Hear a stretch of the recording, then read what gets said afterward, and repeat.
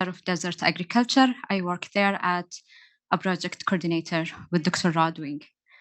So in this session, we will be discussing the food education system in the KSA and the Edible Schoolyard project. The purpose of this session to establish the critical need for food system education in the KSA, especially for young Saudis, and to describe the vision of KSA Edible Schoolyard project and strategize its near future implementation in schools across the kingdom. It's well recognized that unhealthy lifestyle behaviors such as physical inactivity, unhealthy diet habits, including breakfast skipping and high screen time, insufficient sleep duration, are all associated with many adverse health outcomes like weight gain, obesity, less favorable metabolic health, outcomes like weight gains and diabetes, decrease in cognitive function, and mental health. To promote sustainable diet as well as healthy living and nutritious food, the Center for Desert Agriculture, together with the KAUST School, is piloting a program which is the Edible School Garden Project, based on a project started by Alice Waters in Berkeley, California. The Edible Schoolyard project is designed to integrate sustainable agriculture practices, healthy food habits, and the study of plant science, for example, from culture, history, math, chemistry, physics, biology, and engineering for K1 to grade 12 curriculum. The long-term aim for this program is to drive a paradigm shift around the food system in KSA, which engage all students and incorporate the full life cycle of food from planting and harvesting to cooking and composting. The Edible Schoolyard project will further the connection between the student with nature and with the wider world by understanding the impact of our food production in the future and the planet. So now we have here Professor Hala, who's associate professor at the College of Agriculture and Food Science at King Faisal University. She will be speaking about the sustainable healthy diet, some challenges, and deliver some solutions. Hello, Dr. Hala. Can you please start? If you could please introduce yourself. Okay. So already I'm Prof. Hala Hizam Alotaibi. I'm a faculty member in the College of Agriculture and Food Science in King Faisal University. Also, I'm a head of team, the Community Nutrition Assessment in the National Nutrition Committee. What else? I think it's enough. Shall we start now? Yes, okay. You can. Thank you. Ladies and gentlemen, very good afternoon from Al-Hizam. Today, I will talk about the sustainable healthy diet challenges and opportunities. What is the sustainable healthy diet? Dietary pattern that promote all dimensions from individual health will begin, have low environment emission, and also impact, accessible, affordable, safe, and also culture acceptable. Okay.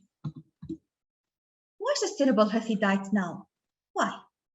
Actually, in 2050, we will be 10 billion, we have 10 billion mouths to feed.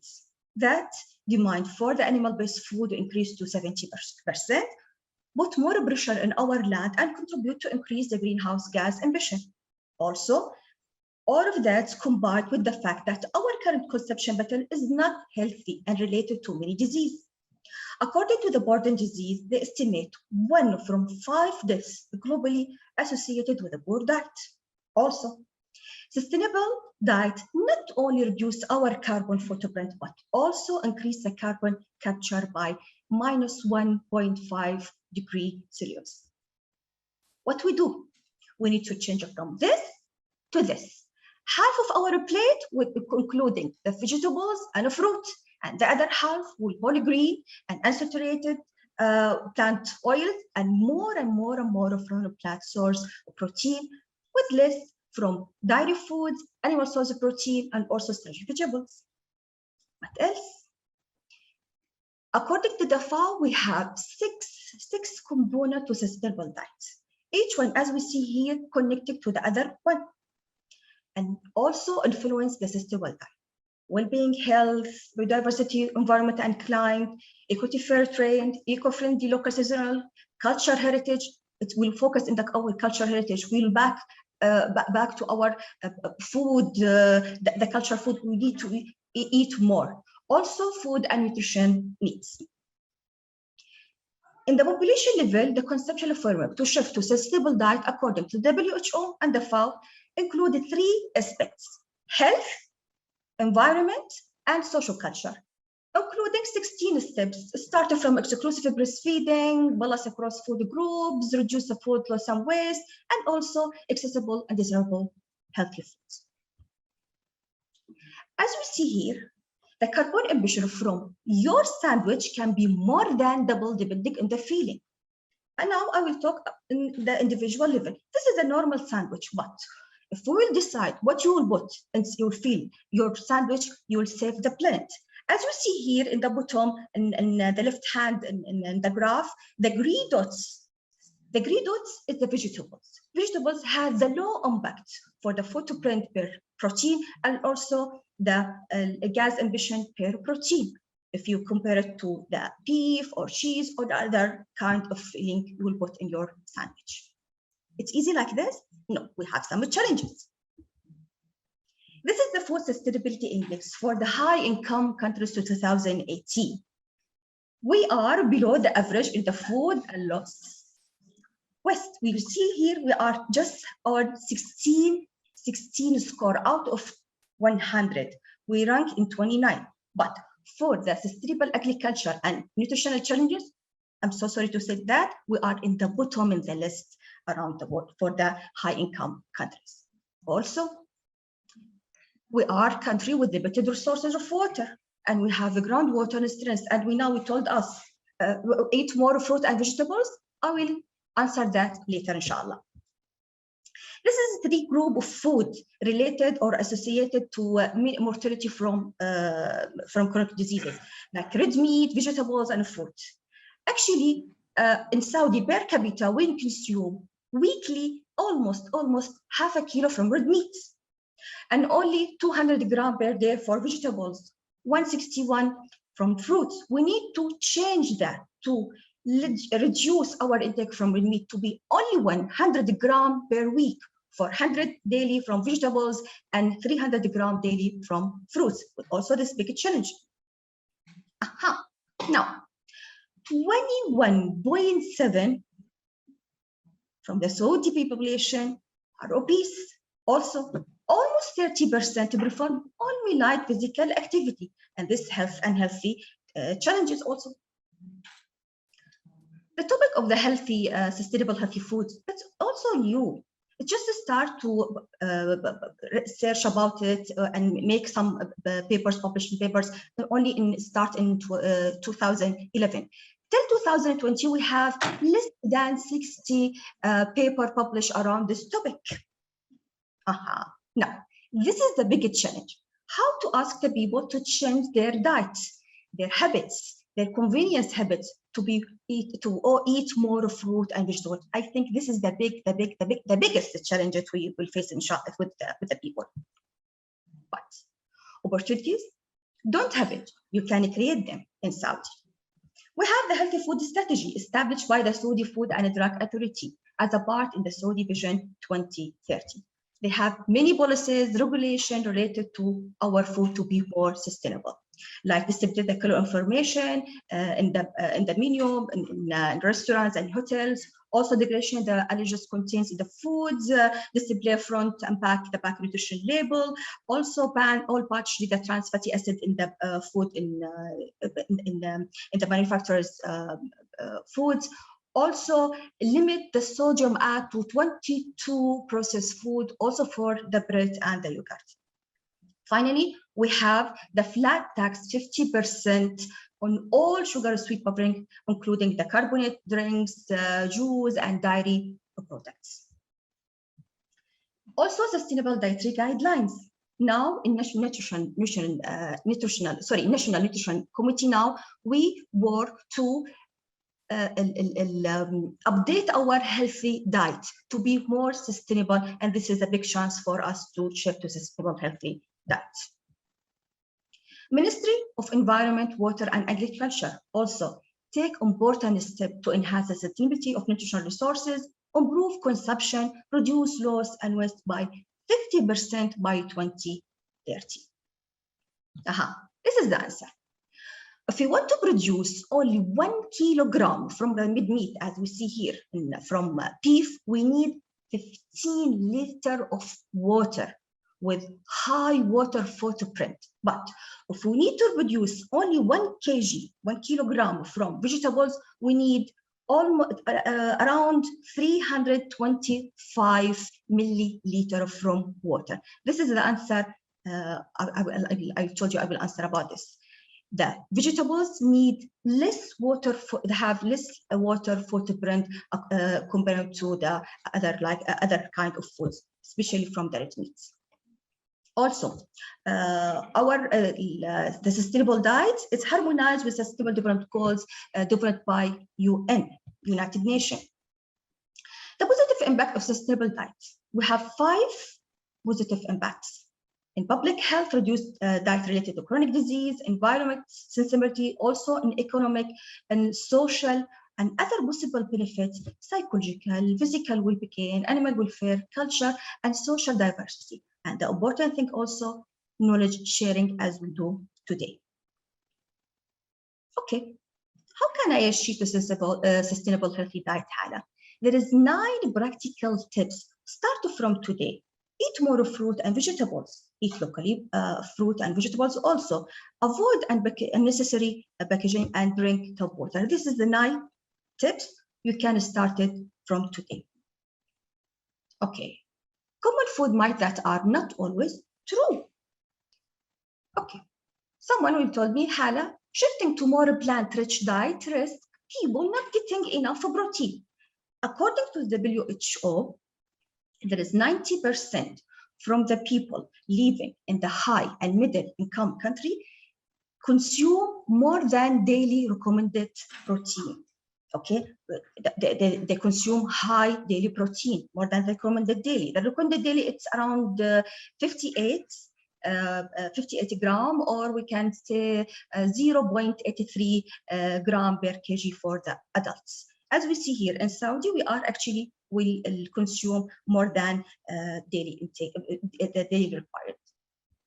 Also, there is no need to reduce meat consumption. We can just produce it more efficiently.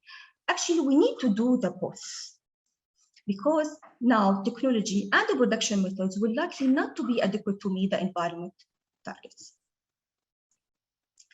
Sustainable healthy diets, it's not easy topic. It's need to many people to share their knowledge, bring them together and sit in one table, discuss what are our opportunities and what the challenges to start sustainable healthy diet in Saudi.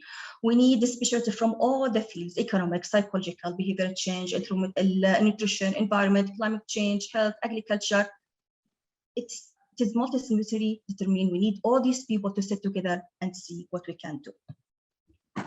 My message for you today, what we start today, as we said, the 9 steps, practical steps, and also change the sandwich feeling to save the planet and keep the planet from warming more than 1.5 degrees Celsius. Thank you very much. Thank you so much, Dr. Hala, for this amazing talk.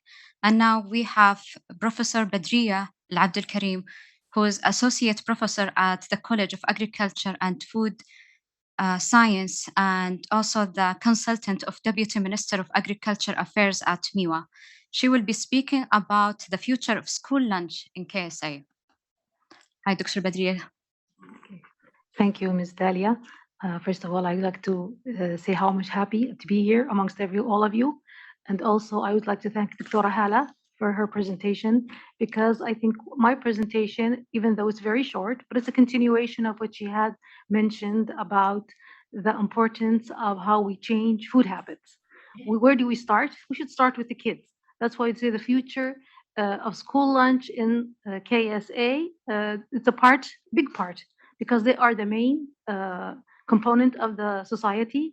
Especially in our society, we have more youth and children than we have adults. And also, it's a foundation we should start with the children.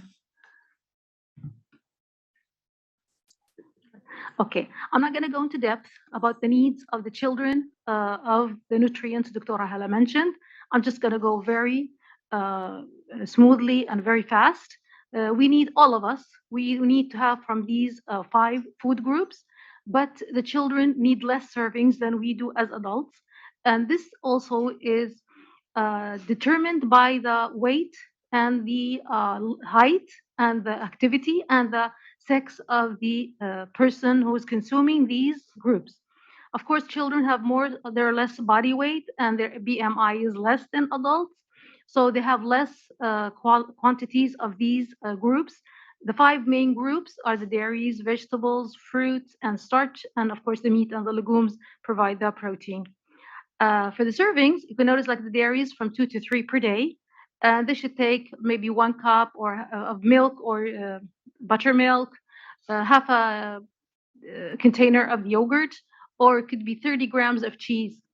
As for the vegetables, 3 servings, half a cup of cooked vegetables, or 3/4 a cup of salad, non-cooked vegetables. Fruits, 2 servings of the fruits. It could be 1 medium size or half a cup of the juice. As for starch, from 4 to 8 servings per day. It could be a slice of bread, toast bread, or half a samuli, or it could be like the Arabian bread. It could be like a quarter, depending on the size or the diameter of the bread. Or it could be 1/3 a cup of rice or pasta or other kinds of starches. As for the meat and the legumes, from 2 to 3 servings per day. It's 30 grams of chicken or fish or red meat, or it could be 1 egg, or it could be half a cup of cooked legumes like we have here jirish, or you have any kind of food that could be consumed. Second slide, please. This is one of the, they called My Plate. It's used for planning any kind of dietary. This is for the kids. But if you noticed here, it's what Dr. Hala was mentioning. Half of the dish is about fruits and vegetables on the left. And then usually it's like 30% vegetables, 20% fruits. And then you have 25 from the carbohydrate. And then you have like 25 from the protein. They have an egg.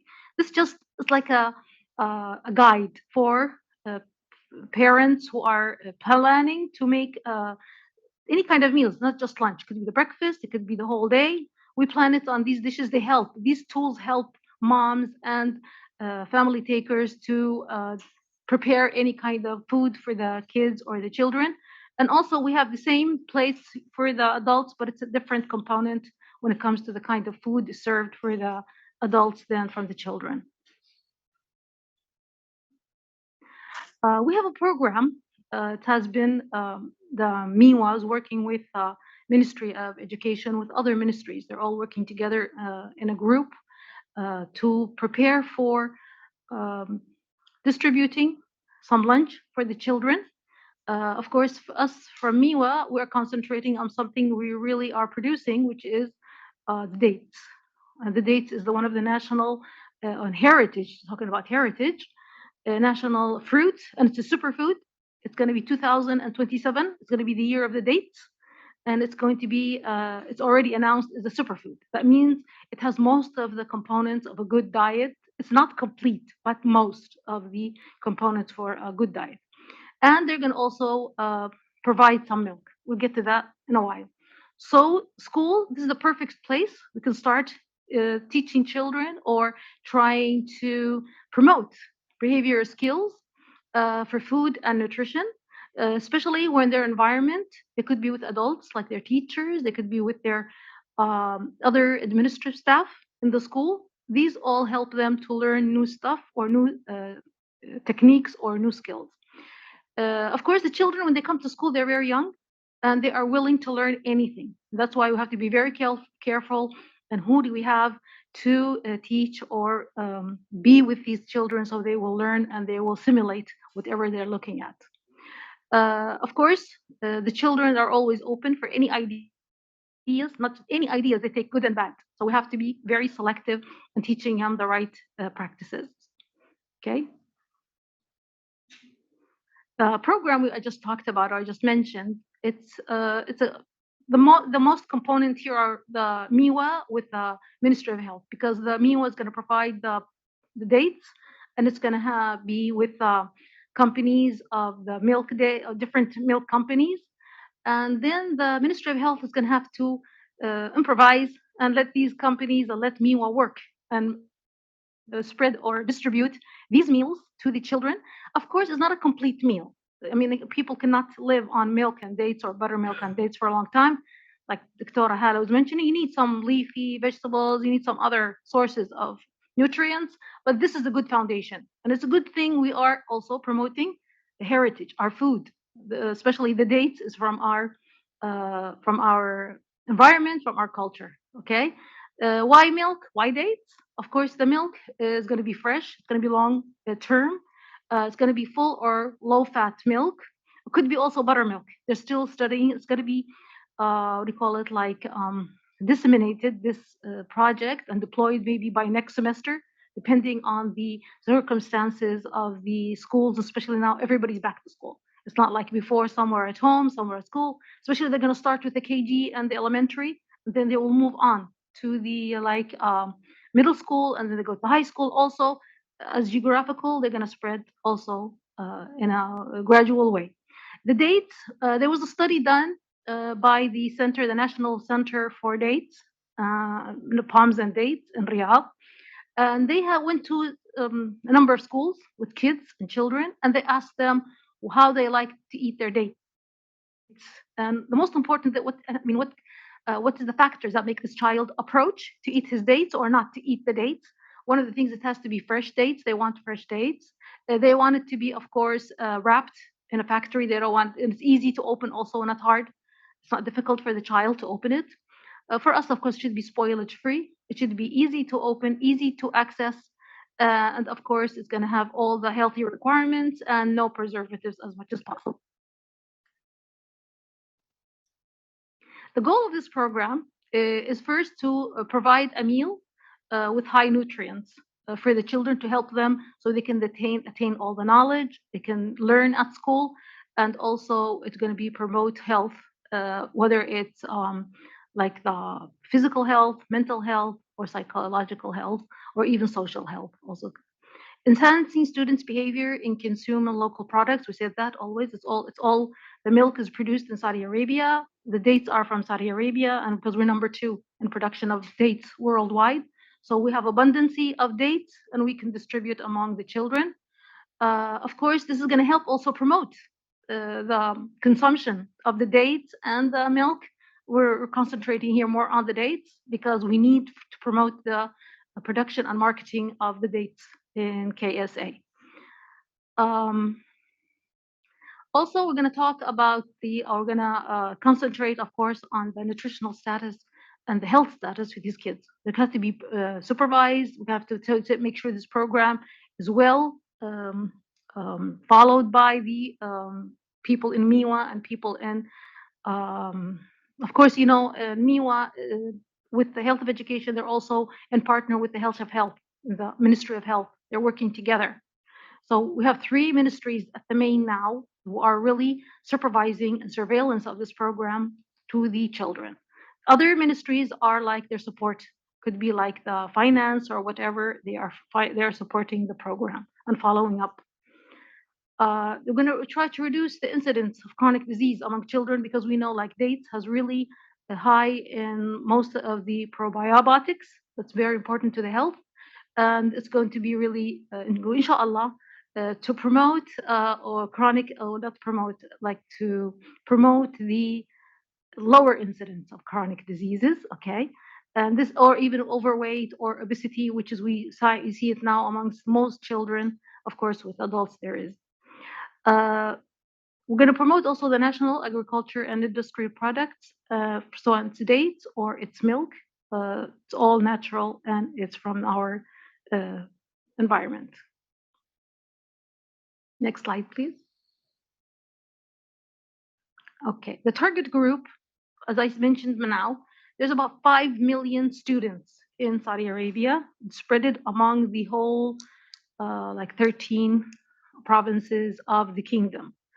First, they're not going to start at all these 5 million. They will start at, as we said, with KGs and with the elementary school, and they're going to start with some parts of the kingdom regionally. They're going to start at some areas, and then they will spread gradually, whether they're talking about the schools or we're talking about the regions, and that will spread. So they think about maybe 2 years, inshallah, God willing, it's going to spread all over the kingdom. They're going to cover all regions of the kingdom. So there's going to be like equality between all students in any part of the kingdom. They want all school days. There was a debate, maybe it's going to be, so they decided it should be all school days, whether it's 3 terms, 3 semesters or 2 semesters or whatever they have. It's going to be spreading all day or covering all days. Of course, there's a government support. Alhamdulillah, this is a great support. It has been, they have been studying this for how many years now? And they finally got that approval and the support, and they'll be launched very soon, maybe inshallah next semester, hopefully. Last slide. Okay, we have here at MEWA, we had a program last year. It was by FAO, the year of the fruit and vegetables, where we had lots of activities and we had lots of ministries and commissions working with us, and we really did a great job. Although we had some challenges with the corona, we couldn't spread all the activities, but we still did a great job.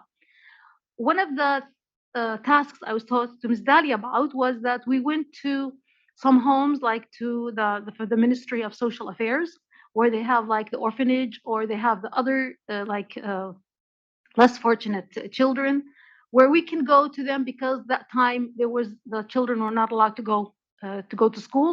So we had to go to a place where we can be to have this exercise with the children, with different homes, 2 social homes, 2 different homes. We had all these children. They were so happy, very happy to see all of these activities where we showed them the kind of fruits, kind of vegetables. We let them taste them. We let them see, they differentiate between them. And then we brought a skilled trainer, or she was trained these children how to go on and plant these vegetables and fruit. And they're really, really excited about it. They enjoyed it so much, and they really had a great time. And then we had another it's not working. We had another session at the end of the moms, how to, with these vegetables and fruits, stop, like serving these vegetables and fruits in a very traditional way. Children need to be, serve them in a very creative way, so they will more, like they feel like they're attracted this dish and they like to eat these vegetables or these fruits. So we really had a nice time. I'm hoping there's another program that we would continue and we would go to all schools. That's why Ms. Dalia told me about her schools. I was so excited, and I'm really happy. Wish we could work together and inshallah spread it all over the kingdom. Thank you. I had a nice time. Thank you, Dr. Badriah. And now we have Professor Rod Wing, who is the Director for Center for Desert Agriculture at KAUST, who will speak about the Edible Schoolyard project and its future impact to the food system education around the kingdom. Hi, Dr. Rod, you can introduce yourself. Okay, I need the slides up. Yeah. Sorry. Please. Hi, everybody. This is my first Edible Schoolyard talk. So I'm normally teaching graduate students about genomics and genetics. So do we have the just lagging? Yeah, you can start. Okay. I'd like to have my first set of slides. Okay. Please. It's lagging. Okay, so anyway, it's great to see so many people. When we started the beginning of the session, there was nobody here, and now we have a couple people here, so it's good to see you all here. And this morning I gave kind of a little summary of the Center for Desert Agriculture, some of our goals, and one of our strategic plan is to essentially start working with youth and to try to help teach the kids about the importance of healthy diets, eating locally, locally sourced food, and eating good diets. So okay. Sorry, So lagging. it's okay. So anyway, I've learned about the obesity rates being very high, and also poverty is also high as well. So if we can work with youth to try to improve their diets, we think this would be a good way to start promoting sustainable agriculture and a healthy population for for future generations. So I come from originally from California. I got my bachelor's degree at Berkeley and my PhD at Davis. And there's a restaurant called Chez Panisse. It's led by a woman called Alice Waters, and she has a program called the Edible Schoolyard. And I was pretty excited about this. So it started out as it was a middle school. It was she was going to work every day, and then they're walking through the parking lot, and it was just an empty, deserted parking lot in kind of not that great of an area. And so she said, "Why don't we turn this into a garden?" So after many years, there's now a very active program in Berkeley where the kids not only are growing their own food, they're learning about agriculture, learning about sourcing food locally, and they're actually making their own meals. They're making their lunches with locally produced food. So I think this is a really great idea, and I think would be exciting to get something like that going. So we have a proposal to do this at KAUST, and we recently got money to establish a school garden program at KAUST. So it's called the KAUST School, so TKS, and so that's actually an easy thing to do because we're a very self-contained university, and there's a lot of buy-in for this. So we actually have funding to do this now, and at some point my slides will come up, and then my talk will be over. So, but maybe something's happening. Okay, no, nothing yet. Okay, so where was I? So anyway, we have this. We had the funding to do it. So what?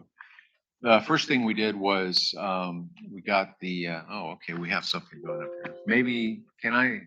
Yes. I'd like to stand up Okay. there if you don't mind. I prefer to stand. Hello? Okay, good. Thank you. Okay. Yeah, this is good. Okay. So I already talked about this, finding ways to feed the world. No, this is not my. This is the wrong. Oh, okay. Okay, yeah. Okay, so this is again our program there. Education and outreach, the Edible Schoolyard project, a locally grown um, free lunch for all K through 12 students across the kingdom. That's kind of what we want to do. That's the goal of the Edible Schoolyard in California, which has about 35 million people. They want to roll this out to the entire state, and again, a free sustainable lunch for California, the free sustainable lunch for the kingdom. So what we want to do is drive a paradigm shift in the kingdom, which engages K through 12 students and incorporates the full cycle from food, planting, harvesting, cooking, and composting. And this is essentially a collaboration between the CDA and the KAUST School. It's our local public school. So the mission of the Edible Schoolyard program is to provide a sustainable, innovative, joyful student-led garden education program that forges connections between students with nature, their community, and the wider world, and understanding the impact of food production, what food production has on the future of the planet. So, what edible education. So these are kind of some images. So these are We're talking about growing food, harvesting, cooking, eating, composting, chickens, animals, chickens, bees, and food as a global issue. We learned a lot about that today. Teaching food and the environment, climate change, so on and so forth, and also teaching. So, in addition to growing food, eating food, you can also learn many aspects in STEM learning, which is engineering and math. And I'm a member of the American Society of Plant Biology, and they have a program called the 12 Principles of Plant Biology.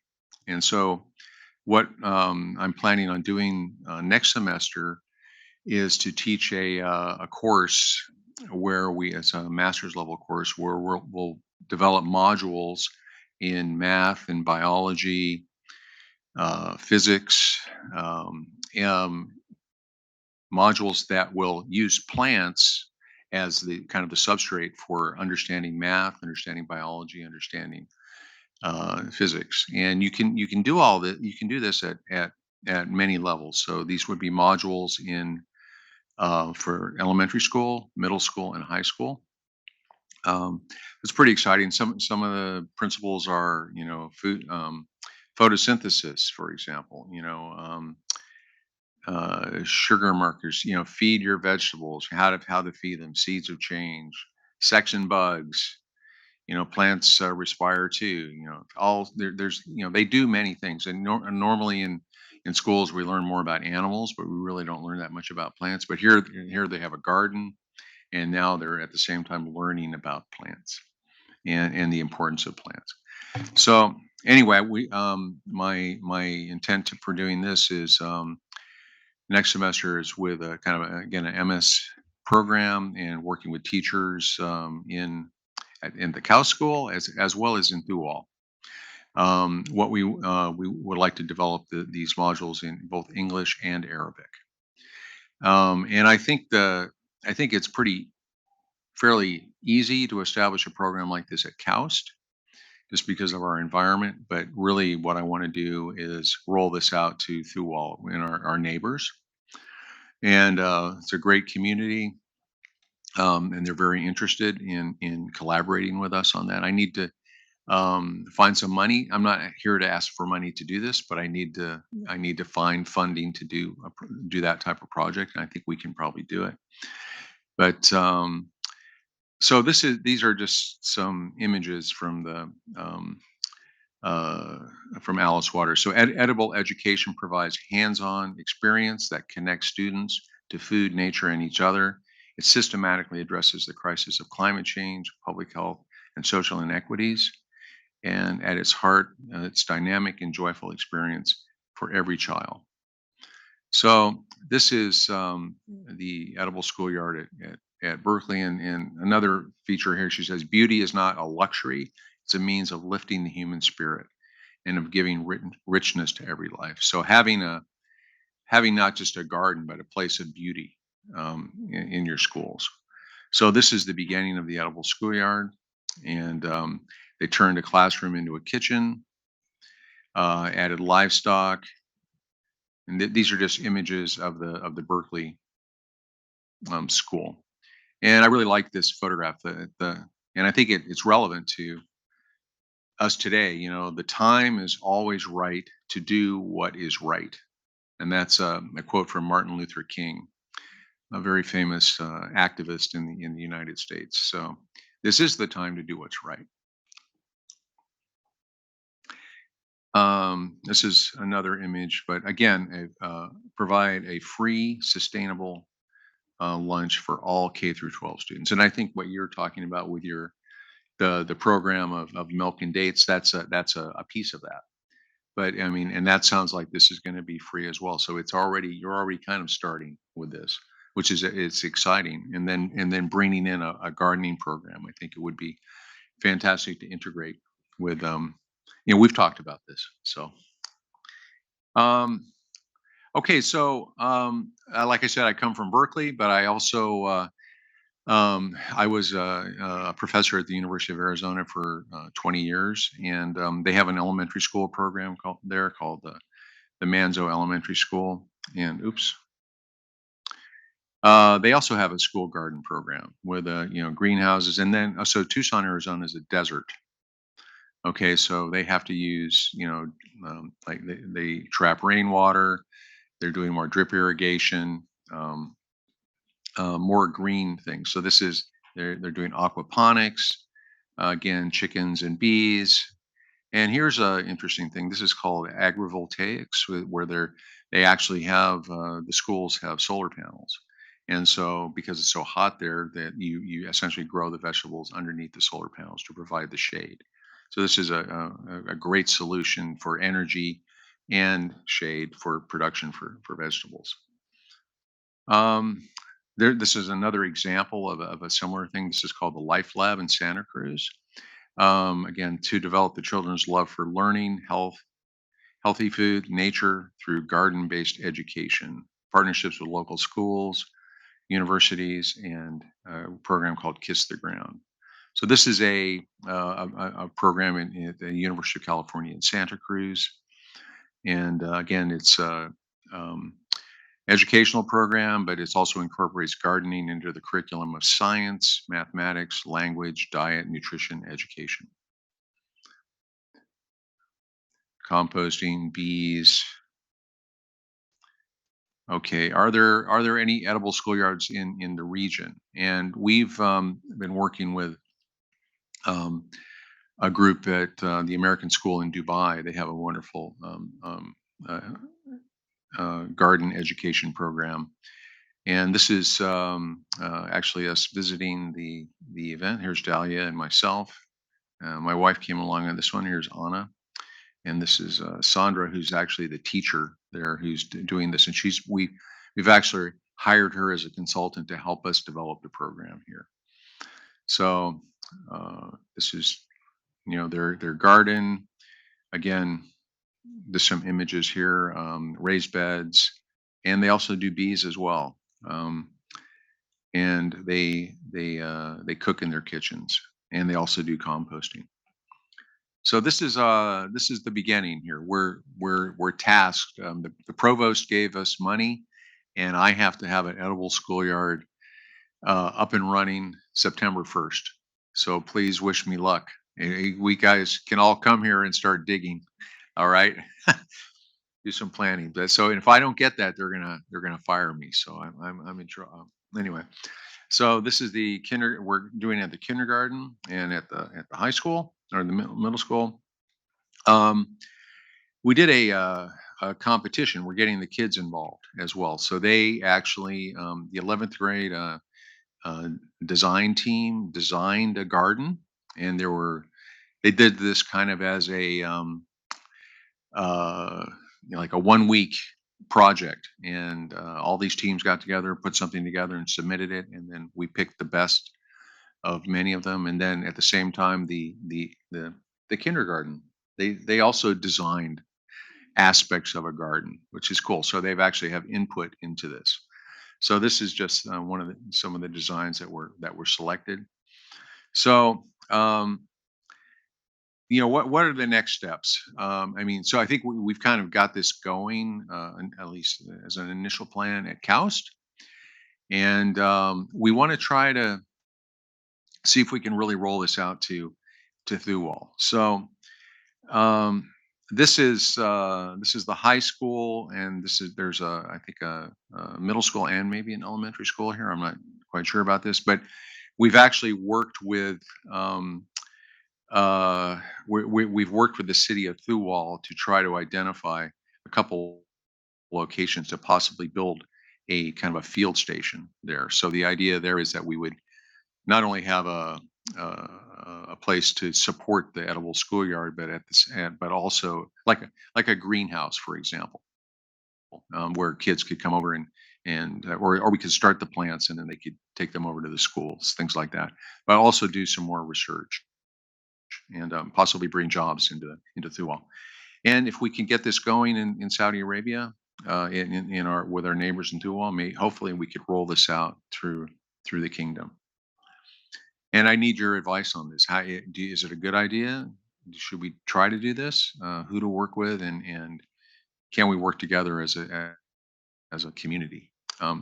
This is us visiting the school system at KAUST in Thual, and there was definitely a lot of interest. But this is kind of more at the high school level, and I think high school students, it's almost too late to get them interested in this. I think you got to start with the young kids and then build up.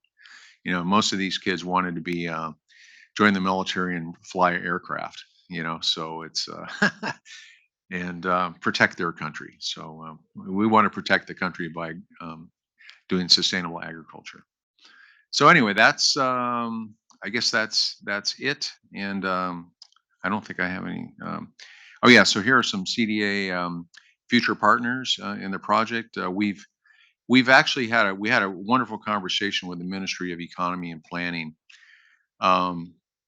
We're not quite ready for them yet, but they're very what their modus operandi is essentially is to do surveys and then to gather enough data to make the argument to get funding to do things broadly. So a survey before the Edible Schoolyard program, in the middle, and after, and really, is it really changing the habits? And I think that's another thing that you talked about. That would be good to have the Ministry of Economy and Planning actually involved in your project, I think, because they could do these surveys before and after, and really what is the impact? And then that could even help, that could actually help us in terms of, should we do an Edible Schoolyard program, you know, in the country? So I think with that, I'll say shukran and open it up for discussions. Thank you. Thank you so much, Dr. Rod. And now we will leave the floor for the audience if you have any question. Okay.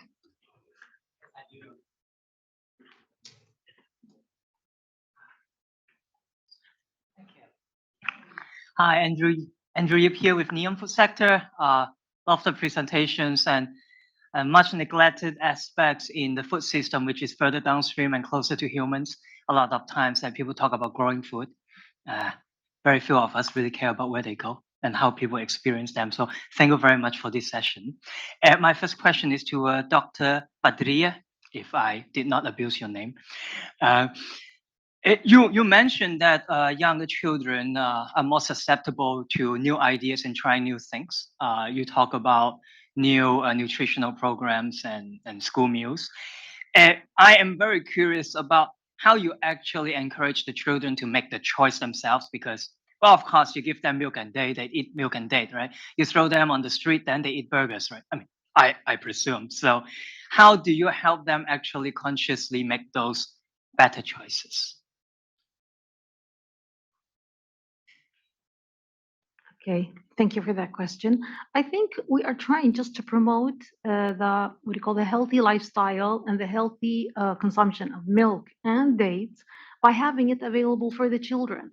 Okay, have dates, have milk, have their teachers also consuming these in front of them. I think this is the start. It's just the beginning. It's a first step. Always, when you start with a great idea, you start with a small idea, and then you expand. So I think this is how you're giving them the dates, because some children don't even eat dates. They don't know dates. I know some areas of the kingdom, they have dates and they eat dates all the time. Some they don't. So we are trying to promote this, it's a superfruit, it's a heritage, it's from our environment, and we should promote it in any way we can. And also it's very healthy. It's very good. So why should not we start this way? And then we don't know, we're going to see, as you mentioned, and Dr. Rod mentioned, we're going to have to measure. We have to take some like surveys, see what the kids want. Maybe they want themselves have better ideas than what we have. We will learn from them. This is how it starts. Thanks. Oh, lovely. Thank you very much. My second question to Rod, of course. Well, might be too early for me to commit publicly here, but Rod, I'm very happy to let you know that Neom Food is very interested in the Edible Schoolyard project. and I would love to seek all ways that we can collaborate in moving it forward on Neom ground and also beyond. And so my question to you is, there are a lot of components that goes into the schoolyard. You show a few examples that, going from livestock, bees to greenhouse and so on. Like, do you have a sense of how that would be implemented at KAUST, at what scale, and what are the sequence of activities that you're actually envisioning that would come online sooner or some that might be later?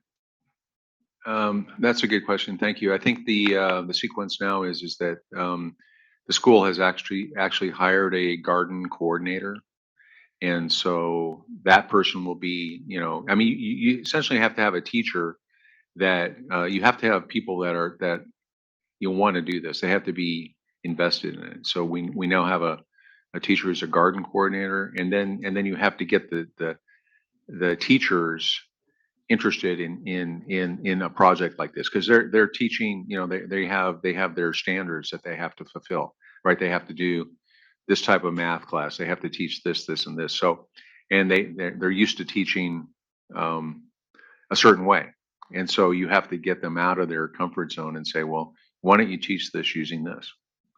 But that takes time. So that's why we're trying to develop these modules for doing these types of exercises. And then the idea is to work with KAUST teachers as well as through all teachers, so we can integrate this together and get people really interested in it. But it's a commitment. You have to have the commitment. You have to have the funding to do it. But I think in the when you our first speaker today, and then we also, the Saudi Food and Drug Organization, talked about all the the billions of dollars that are associated with poor health. I mean, if we could capture that, I mean, if we put $1 billion into a project like this, that's going to say that would probably really be huge in terms of saving the lives and improving the health of the country. So I think it's the priorities, right? You want to eat a burger, or you want to eat some good food and be healthy. And so, and actually, just as an aside, I guess I'm a contributor to bad health, because I worked at McDonald's when I was in high school. So I'm sorry for that. No, but it was a good experience. But I contributed to the problem. Just to follow up, what kind of level of sufficiency that you envision in the schoolyard project? That's my last. We have one question back there, but what was your go ahead. Yeah. Excuse me. You can introduce yourself. Locally for the school children, like how much of the portion of the food that they consume would come from the schoolyard? Okay, that's another good question. I think these will be garden plots where the kids can actually harvest a certain amount. But what we will do is have a supporting greenhouse and field that would support that. So that would be kind of off campus. Not yeah. So Okay. that was kind of the idea behind doing the thing at Thuwal. We'd have a what? We are behind Oh, the time. okay. So we have a question from the gentleman Sorry. here. You can introduce yourself. Oh. Yeah, you can click.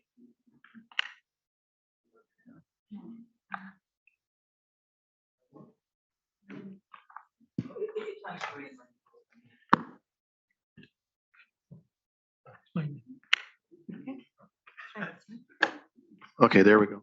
Okay, my name is Alan Sterling. Here, I work at KAUST, Health Safety Environment Department, leading the public health food safety programs. Great presentations today, great initiative. Of course, very beneficial for the kingdom and locally here. My question, I think, to Dr. Badriah, regarding the health status of children.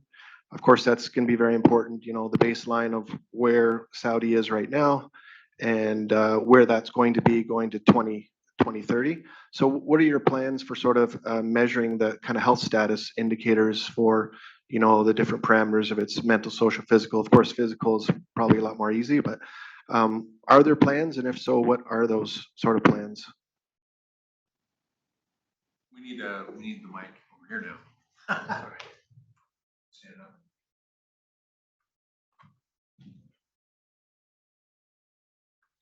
Thank you. Okay, that's a good question also. I think there is, because the Ministry of Health has this covered. I don't think MEWA is concerned with it. It's concerned, but it's not directly. It's directly with the Ministry of Health because they have a program already established between the Ministry of Health and the Ministry of Education. They're working together. So this will be covered by that program, not by MEWA. But it's just like, it's going to be like, what do you call it? Like a spontaneous thing. It's not. It's going to come by itself. Like it's not like we're going to say now at MEWA, but I'm sure it has been covered. It has been put in the program, so it's going to be there. But it's covered by the Ministry of Health and the Ministry of Education. Okay, we have one more question in the back. Sure. Ahmed Zeki Kamil, founder at Eska Farms, a local production and farming aggregator based in Jeddah. Well, first of all, I apologize for coming in late. Had some trouble getting in at the gate, but this is definitely a really beautiful topic that you've been discussing. And what I did get in the end, because I have been following the project before the session. I'd like to see if you're interested, because we're already in talks with 3 local schools in Jeddah who are interested to collaborate with us. We just successfully launched the first farmers market in Jeddah last month, and we had workshops for young children for growing at home and to try to reach self-sufficiency, at least partly by growing at home in addition to schools. This led to several interesting conversations. We worked with a small academic workshop center here in Jeddah called CivLab. And we did some courses for the children. And just to add on to what you guys were talking about, getting the children involved, making them part of this, they're the hope of the future. And an interesting story I'll just share. One of the kids had never tried okra. And we know okra grows so easily here locally in the local and he had never had okra. When he participated in seeding and harvesting okra in our urban farm based in Jeddah, for the first time he had okra that night and he actually enjoyed it. So this is the kind of grassroots sort of movements we want to be part of altogether. And I commend you for what the amazing work you guys are all doing here. So I just wanted to, I love what you're talking about and thinking for Thual, but if you're willing to expand to Jeddah, we'd be honored to partner up with you guys on bringing this forward. Thank you so much. Thank you so much. I would say let's have a conversation, okay? Because we definitely want, we'd love to do that, and if there's a way we can work together on these lesson plans and things like that, that would be fantastic. Yeah, so we have half hour for a break, so you can guys talk about this. We have one more. Yeah, we are out of the time. Actually, it's 2. Okay, one last question. Okay, thank you so much. It's an interesting topic. Thank you so much, Dr. Badriah, Dr. Rod, Professor Rod, and also Dalia. Because my position as a Secretary General of the National Nutrition Committee, it is very interesting topic actually in Saudi Arabia. As mentioned, it's individual initiatives in Saudi Arabia, but we need actually a national-wide initiative to cover all the schools in Saudi Arabia.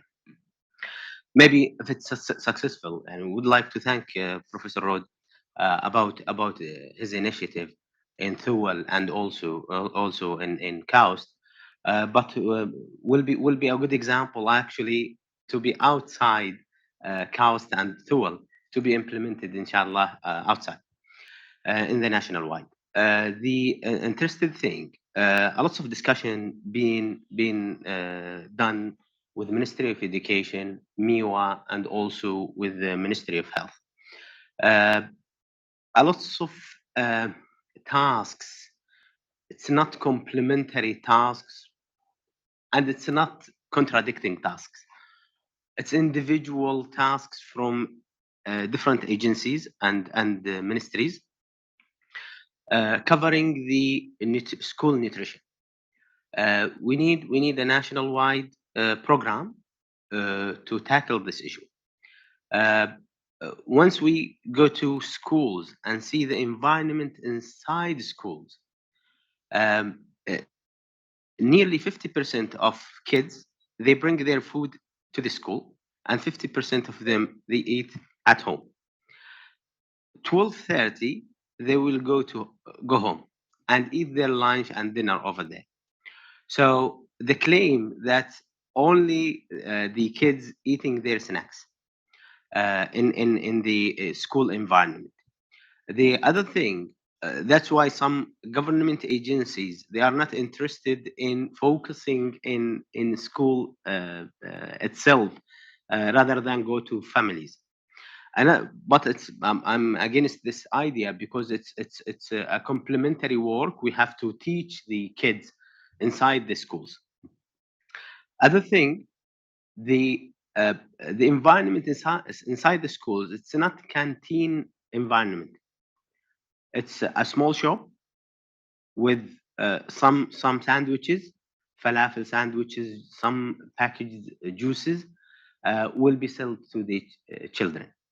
Some underneath the table, you will find some biscuits, some chocolates, some sweets will be sold to the children. So we need a complementary work. I wish success for your initiative, Professor Wing. And inshallah, we will see it as a good example in Saudi Arabia. And we would like to thank Dr. Badriah about the program actually and hosting the program for milk and dates, which is a huge project. Will teach the children about milk and the benefits of milk and dates in Saudi Arabia. But as I mentioned, we need a national-wide school nutrition canteen. Thank you so much. Thank you so much. We have we are past the time, so I have to wrap up. What we can take away from this session, the importance of the sustainable healthy diet and the need of letting the student to be the center of learning from and knowing where does their food comes from and what's their meal contain of and how to grow their own food. So now we have half-hour break until 2:30. So if you are invited to the breakout session, you know the details from the email. If you are not, please go for a tour. The student with the green T-shirt can guide you for the right position. Thank you so much, everyone.